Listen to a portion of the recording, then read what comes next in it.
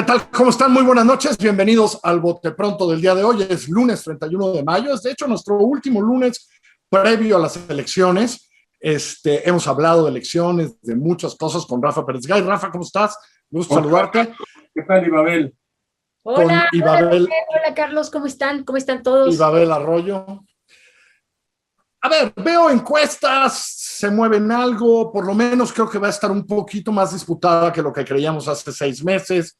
Eso siempre le da color, la gente prenderá más la tele y verá Milenio Televisión el domingo en la noche para ver cómo van las cosas.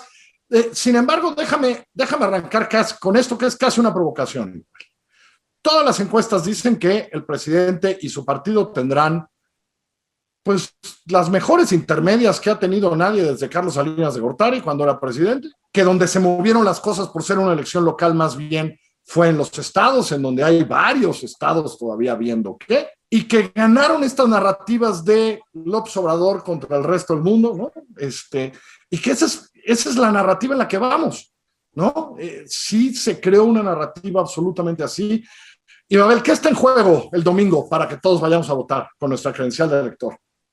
Me gusta cómo lo planteaste inicialmente, porque además creo que sí tenemos que hablar de lo que va a suceder después de que un partido gane o no gane la mayoría, porque creo que cuando tú dices es que ganó esta narrativa, ojo, lo que ganó es este susto, ¿no? Como este miedo que se inoculó entre los mexicanos que decían, si gana todo Morena, entonces estamos viviendo la tiranía, y si no gana Morena todo, entonces el presidente ya no va a poder hacer nada, no solamente se acaba la transformación, sino que además regresa la mafia conservadora del poder, el PRIAN, los corruptos, el pasado. Yo creo que, o sea, lo que tenemos que tener claro es que ninguna de esas dos cosas va a suceder. Voy a empezar con el primer escenario. Digamos que Morena efectivamente tiene la mejor intermedia que ha tenido ningún presidente, y lo que va a suceder es lo que tenemos ahorita. O sea, lo que tenemos ahorita es un gobierno con rasgos autoritarios que no provienen necesariamente de su mayoría en el Congreso, sino de sus actitudes frente a instituciones, frente a las Fuerzas Armadas, frente al manejo del presupuesto, no frente a la mayoría. Tener una mayoría no significa ser un tirano, no. Sí, lo que significa ser un tirano es que no hagas caso de las instituciones. Eso por un lado.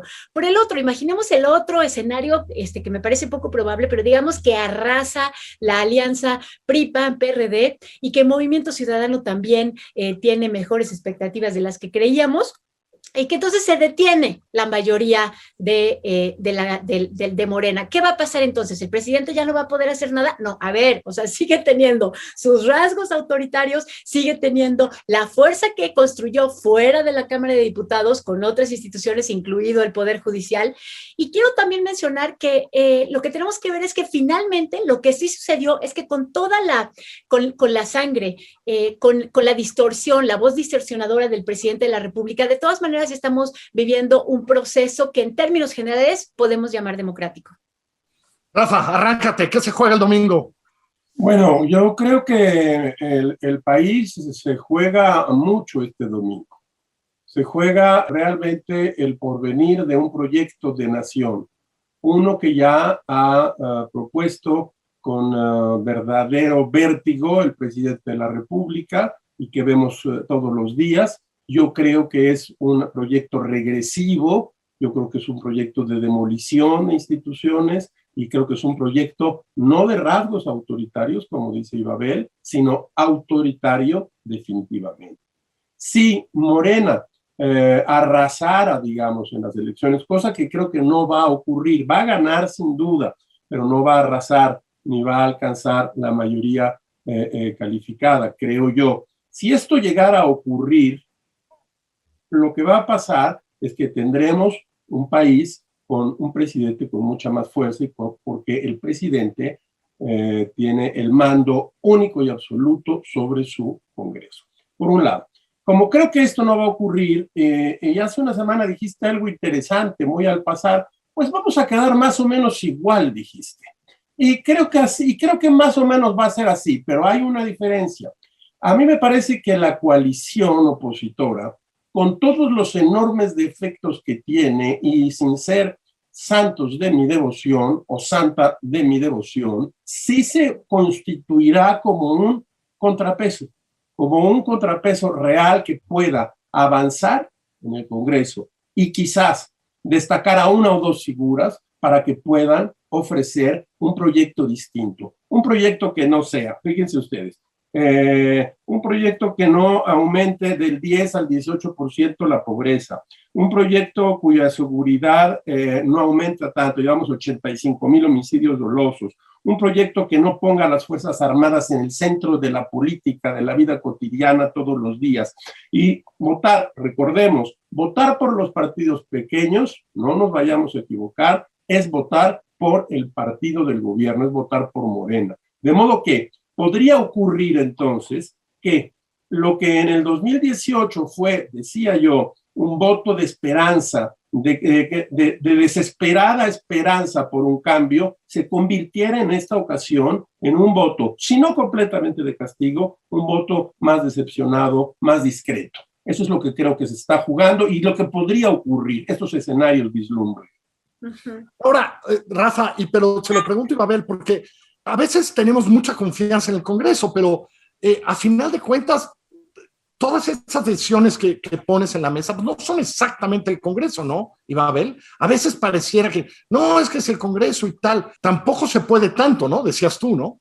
Sí, creo que, a ver, hay que matizar un poco. Tampoco podemos decir que no pasa nada y que estas elecciones en realidad no es importante si se vota por un proyecto o se vota por el otro. O sea, tampoco quiero irme hacia el otro lado, ¿no? Yo creo que Rafael tiene razón, es importante lo que se está jugando, pero también creo que no está todo allí. De las 27 funciones que le han puesto al ejército desde que llegó el gobierno de Andrés Manuel López Obrador, solo una pasa por la Constitución, que fue la de meter a la Guardia Nacional.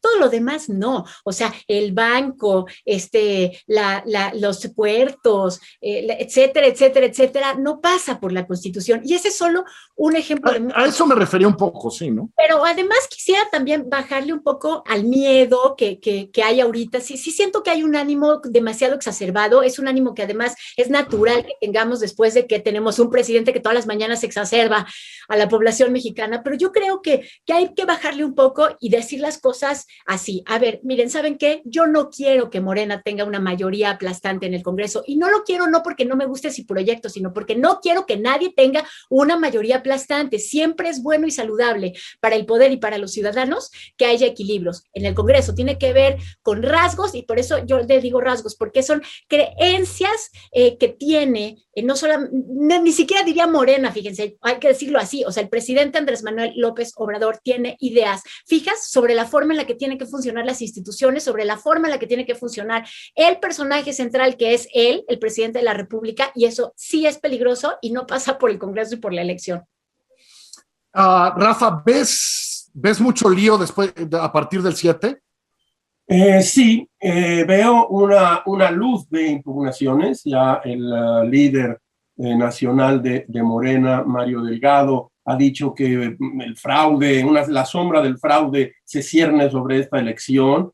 Lo dice el dirigente del partido en el poder, porque es la postura y es el ADN que trae siempre consigo, porque, por cierto, yo creo que la gente que va a cruzar la boleta por Morena, en muy buena medida la va a cruzar por el presidente López Obrador y no tanto por Morena. A eso me refería yo en el sentido de que hay un proyecto autoritario, eso es lo que yo creo. Pero estoy de acuerdo también con Ibabel, necesitamos una Cámara plural. No necesitamos en ninguno de los casos una mayoría aplastante, porque eso trae consigo de inmediato una tendencia al autoritarismo, sea del lado que sea. Por eso, de ahí tantas veces que venimos hablando del contrapeso, de que no haya una sola persona que pueda decidir sobre todo. Tienen ustedes razón al decir, bueno, pero no todo está en el Congreso. No todo está en el Congreso, pero sí muchas de esas cosas, y quienes, insisto, crucen la boleta por Morena, la cruzarán por Andrés Manuel López Obrador. Creo que muchos de quienes de los que vamos a votar el domingo, votaremos con la sensación de que las cosas no han resultado bien en estos 2 años y tanto del gobierno de Andrés Manuel López Obrador, y lo digo de veras sin un afán pues con un poco de encono, pero sin pensar que realmente él quiso hacerlo. Él tiene un proyecto y yo creo que su proyecto es eso, decía yo, regresivo. Creo, además, tú empezaste diciendo, las encuestas ya están más o menos marcadas. Vamos a ver quiénes atinan, quiénes no. A veces hay equivocaciones lamentabilísimas, lo volveremos a ver. Y quizás tú tendrás un bote pronto con gente que sepa y que digan, bueno, aquí unos dijeron que para acá y para acá. Y luego pasó por acá y por acá. Exactamente. Ya lo han tenido que hacer algunos encuestólogos, ¿no lo ven? Sí, pero oye, quiero lo que acaba de decir Rafa, y tiene que ver con el día de la elección. Sí es muy importante la actitud que va a tener el actual gobierno frente a los resultados de las elecciones. Eso sí me parece vital. O sea, ahí sí nos estamos jugando la definición completa de lo que hemos estado viendo, que es el gobierno actual. Ahí, ¿qué va a hacer? ¿Va a respetar los resultados de los lugares en donde no fue beneficiado? ¿Va a decir que de todas maneras arrasó independientemente de que la mafia del poder se le fue encima? ¿Cómo va a leer el resultado electoral el presidente de la República? Especula un poco, Rafa. A ver, no, perdón, tú, Ibabel, rápido, especula un poco. Decía, alude inconformidades de Morena. Tú como especula un poco con el día 7, Ibabel. La actitud del presidente yo creo que va a ser... híjole, me gustaría que fuera prudente, pero creo que incluso si gana, va a ganar diciendo que son víctimas. O sea, un poco como Rafa. Yo creo, yo no sé.